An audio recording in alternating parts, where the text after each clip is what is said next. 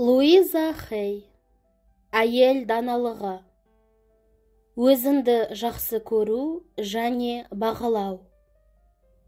Өзгертулерімізді іске асырудың көптеген әдісі бар. Кемшіліктерімізді де қарастырып, қай жеріміз бұрыс деп емес, бізге алға жылжуға, дамуымызға не кедергі екенін анықтаған дұрыс. Өзімізді тығырыққа тіремей-ақ, кедергілерден құтылып, өзгеріске қол жеткіземіз. Иә, сол тосқауылдардың біразы балалық шақтан қалып кеткен ойлар. Бұлар біз қалаған нәрсе емес, әлде біреудің наным-сеніміне қосыла салғанымыз. Кезінде бұл ойларды біреуден үйренген болсақ, енді олардан арылатын кез келді. Өзімізді жақсы көруді қалайтынымызды мойындаймыз. Біз өзімізді жақсы көруді және бағалауды үйренуіміз керек. Ол үшін келесідей ережелерді білгеніңіз жөн. Бірінші, өзіңізді сынай бермеңіз. Бұл түк қажетсіз әрекет, ешқандай жақсылық әкелмейді.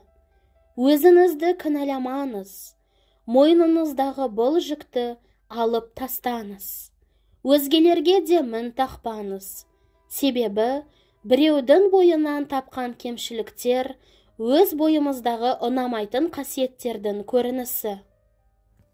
Басқалар туралы жаман ойласақ, өмірімізде қиындықтар туындайды. Мен өзімді жақсы көремін және қолдаймын. Екінші, өзіңізді қорқыта бермеңіз. Өзіңізді қорқыта беруді доғарыңыз. Біз неше түрлі ойларға беріліп, көбінесе өзімізді үмітсіздікке итермелейміз. Басымызға бір сәтте екі бірдей ойдың келуі мүмкін емес. Жақсы сөз, жарым ырыс демекші, жақсы ойлайық. Осылай ғана өміріміз жақсы жаққа өзгермек. Егер қорқа бастасаңыз, былай деп айтыңыз: қорқудың қажеті жоқ. Мен әрі қарай өмірдің бар рахатын сезінемін.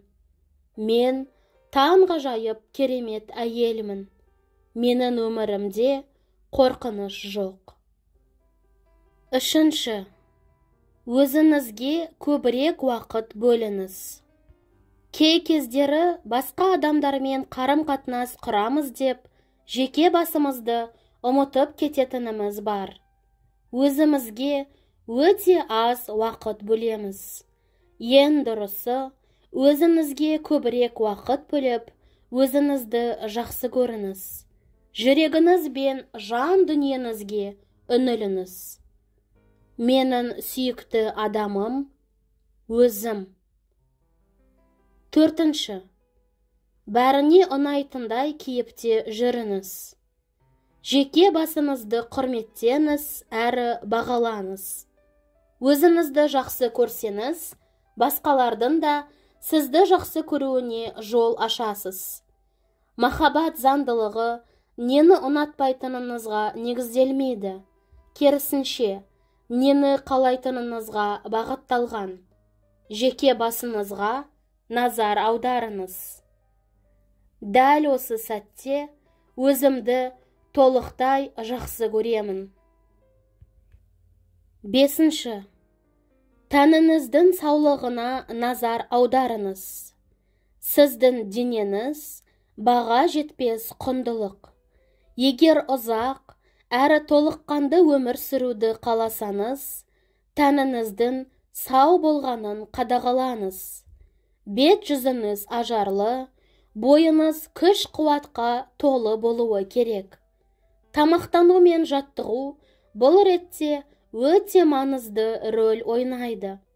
Соңғы деміңіз қалғанша, денеңіздің мығым болуына мән беріңіз. Денім сау, бақытты және толыққанды жанмын. Алтыншы, білімді болыңыз. Көп жағдайда ананы-мынаны білмеймін, мұны қалай жасаймын деп арыз айтып жатамыз. Алайда біз ақылды әрі зерделіміз, білмегенді үйрене аламыз.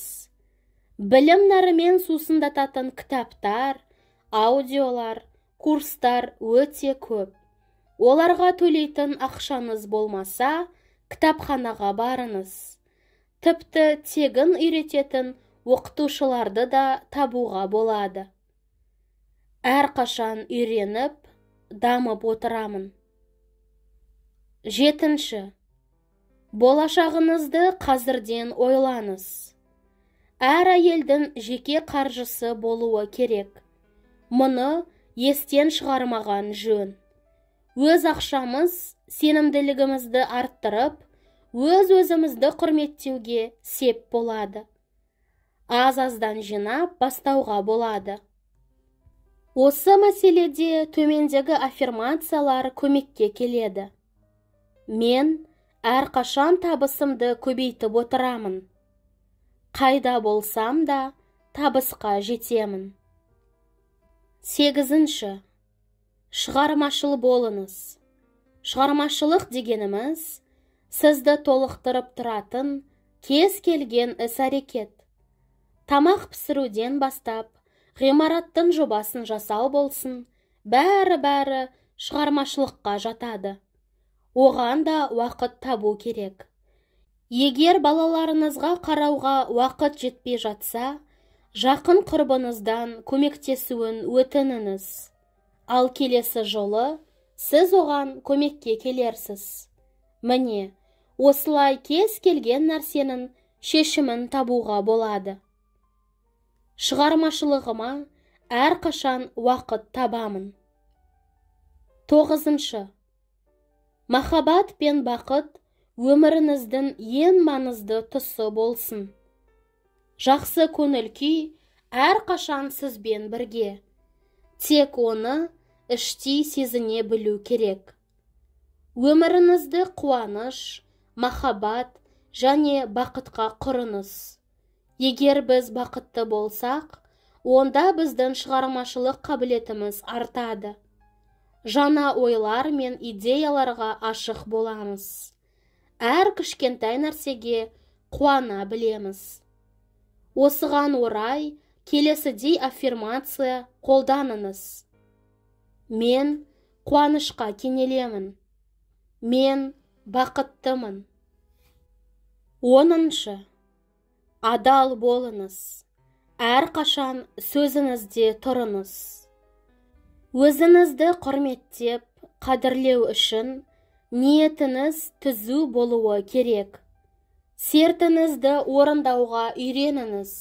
Алайда, уәдеңізде тұра алмасаңыз, өзіңізге де, өзгеге де серт берудің қажеті жоқ.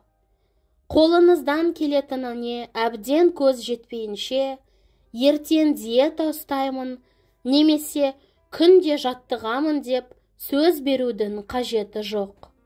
Алдымен өзіңізге сенуіңіз керек. 11. Өмірмен тығыз рухани байланыс орнатыңыз. Бұл ерекше байланыстың біздің діни нанымдарымызға қатысы болуы да, болмауы да мүмкін. Бала кезімізде бізде таңдау болған жоқ. Есейе келе, рухани бағытымыз бен наным сенімімізді таңдауға мүмкіндік туады. Кей кездері өзімізбен сөйлесу үшін жалғыз қалуымыз керек. Ішкі жан дүниеңізбен қарым-қатынасыңыз ең маңызды іс. Тыныштықта отырып, ішкі бағыт-бағдарыңызбен байланыс орнатыңыз.